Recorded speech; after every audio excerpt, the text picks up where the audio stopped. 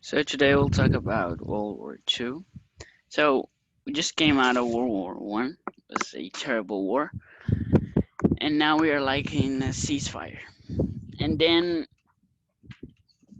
we have Japan. Japan is in full isolation. So let me get here world map. All right. So actually, it could be maps also. Oh, sorry. So Japan is in a full isolation from everywhere. Here, Japan. And then what happens is that the US comes there and breaks that isolation and begins to make trades, but they're not fair. And so Japan breaks fairly easily. And there's even a book about how a US pilot, I mean naval pilot, became a samurai. It's very cool, and it's called Shogun. But all right, and so Japan Japan has no um, natural resources because it's a little island. So it goes up and starts a war against South Korea and against China. And so that is around 1937. That's the sec. I don't know exactly, but it's called the Second Sino-Chinese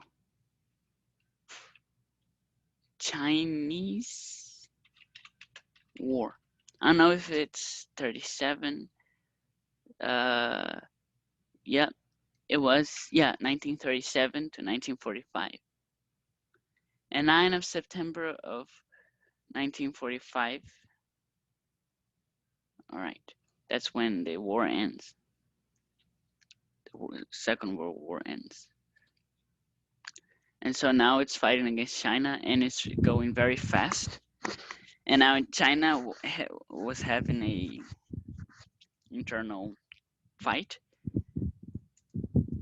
and so Japan probably staged a few bombing, and also the Marco Polo bridge accident, probably. And then it has now um, now it has a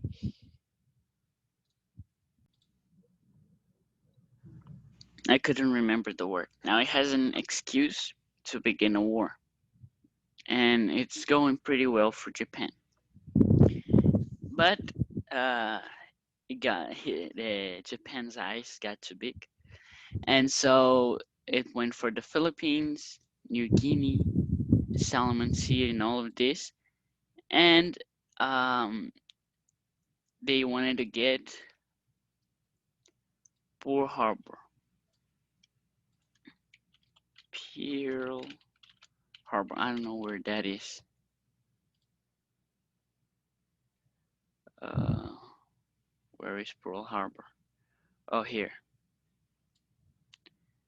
And so it goes for Pearl Harbor, but they don't have a good naval uh, a good navy, and so they just bomb it down. Oh, it's very all right. So they just bomb it down, and it's a victory for them. But they only bombed a few stations. They didn't bomb like the repair station nor the submarines. So in no time, the Americans are back and running, and now they've launched a full attack on Japan, and now it's war against Japan. And all right, let's see what's happening here.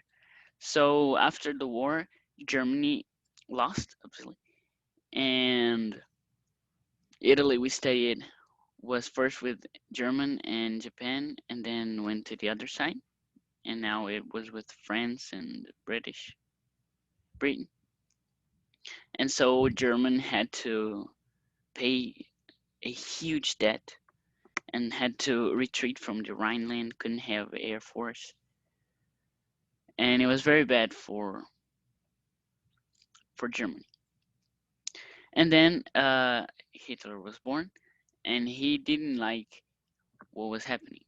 I mean, wasn't born. He had been a soldier in the First World War, and now he made a party, the Nazism and Nazism, and now, oh no, and now he came to power. All right, and down here in Italy, there's this guy called Benito Mussolini, and he goes to Switzerland to avoid going uh, to the military, and he makes a few revolutions and get arrested like 3 times. But then he is against the war. But then he thinks actually he could be pro-war, and he could implant the uh, the communism. But then the communism doesn't. They don't want war, and so he gets out of the communism party and makes his own, which is fascism. And well, now we have Italy with the same enemies and the same ideology as the Nazis in Germany, right? And so Germany begins the war.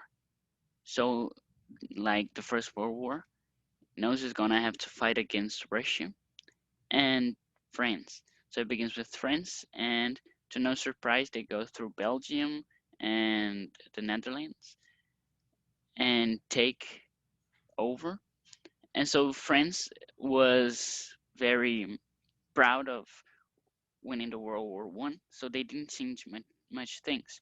So they still used horses. They used motorbikes instead of radios to send messages, and they were not prepared. They made a Mago line, which was over here, but they didn't went all the way to the canal. So yeah, when Germany came, they went through here, which is the uh, Ardennes. Let me see,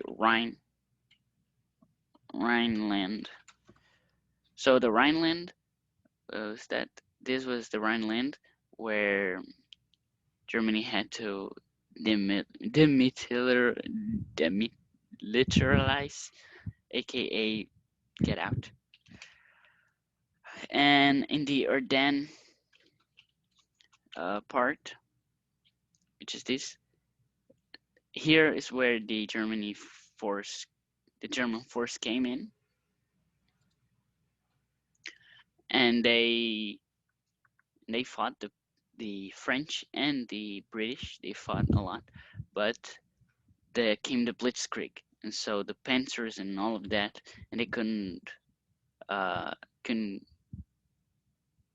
make enough force, and so they were trapped in Dunkirk, and there was like the last stand, and people in the British Navy with also civilians used their boats and went through here so that they could save the young soldiers. And that was like a disaster. And Paris fell shortly after in all. And then Germany made a like puppet state, and it was trying to make a mind game with UK, because now it was like the only force against Germany, the British, and they had a France against them. It wasn't against them, it was just a puppet state. And then the German Air Force started bombing London, and it was pretty bad. That was the Blitzkrieg era. But they kept firm, and until um, the U.S. came to war. Actually, they didn't start the war. They just gave supplies. But the Germans started to bombing their their boats. So yeah, they went to war, and now they were helping the UK, and they took back France, and this was very hard. And Germany had began the war actually because it invaded Czechoslovakia, Austria, Slovenia, and all of that, and also uh, the Polish territory. And it made a pact with Russia, and now Russia got all Estonia, Lithuania, Belarus, Ukraine, all of that, and now they're in this war, and and right. So here on Africa, the British are fighting against the Germans, and it's like a back and forth. But at last, we have the U.S. helping, and so the British with the U.S. they the U.S. soldiers they free Africa. Also, they had a like here they had a French reminiscent also fighting, and yeah, and now Russia. Okay, so Germany had a pact with Russia, but then it broke, and now it went all the way down to Moscow and to Stalingrad. But winter came and they lost and came all the way back to Berlin, and the he's losing the war. And then comes the U.S. with Germany, and they go in these beaches over here. The D-Day. They come in Omaha, Sword. Um, they think the Germans thought they would come through Calais, but they come in these beaches over here, in deep also.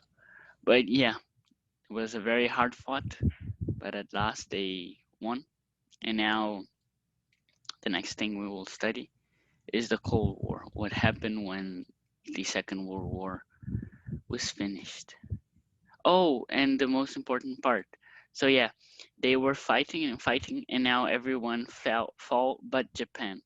And so they fought in these little islands, and it was very hard because they fought to the end. They didn't surrender. Then came the kamikazes until they made the atomic bomb, the U.S., and bombed Hiroshima and Nagasaki. And then the war ended after